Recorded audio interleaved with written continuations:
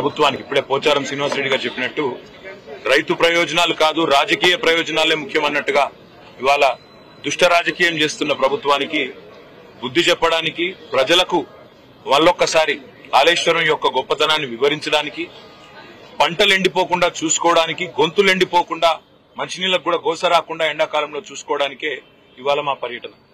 మేడిగడ్డ అనేది ఇప్పుడే పోచారం గారు చాలా స్పష్టంగా చెప్పారు.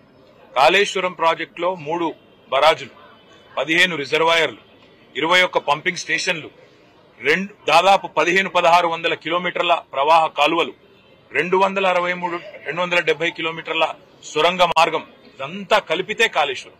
ఇవాళ మా ప్రయాణం మొట్టమొదటిగా ఈరోజు మేడిగడ్డ, తర్వాత అన్నారం పోతా ఉన్నాం.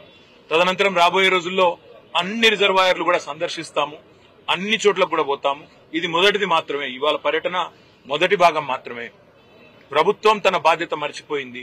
ఇవాళ వర్షాకాలం లోపల రిపేర్లు చేసి అక్కడేమన్నా సమస్య ఉంటే, సాంకేతిక సమస్య ఉంటే దాన్ని నివారించి రైతులకు నీళ్లు ఇవ్వాల్సిన ప్రభుత్వం బాధ్యత మరిచి మళ్ళొక్కసారి తెలంగాణను ఎడారిగా చేసే ప్రయత్నం ఏదైతే చేస్తున్నదో, దశాబ్దాలు తన పరిపాలనతో కాంగ్రెస్ ఎట్లయితే గోసబుచ్చుకున్నదో తెలంగాణను, మళ్ళా అదే ప్రయత్నం ఏదైతే చేస్తున్నదో దాన్ని ప్రజల దృష్టికి రైతుల దృష్టికి తీసుకురావడానికే మా ప్రయత్నం.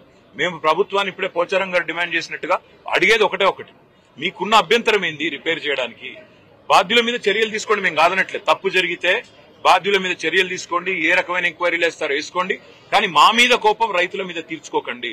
మా మీద ఉండే ద్వేషం, మా పార్టీ మీద ఉండే కోపం రైతుల మీద, రాష్ట్ర ప్రజల మీద తీర్చవద్దు అనే మాట ఒకటి. తప్పకుండా మా నాయకులు అందరం కూడా అన్ని రిజర్వాయర్లు గాని, అన్ని పంపింగ్ స్టేషన్లు గాని, అన్ని ప్రవాహ కాలువలు గాని అన్ని చోట్ల కూడా పోతాం. ఇది మొదటిది మాత్రమే మాట నేను మీకు విజ్ఞప్తి చేస్తాను.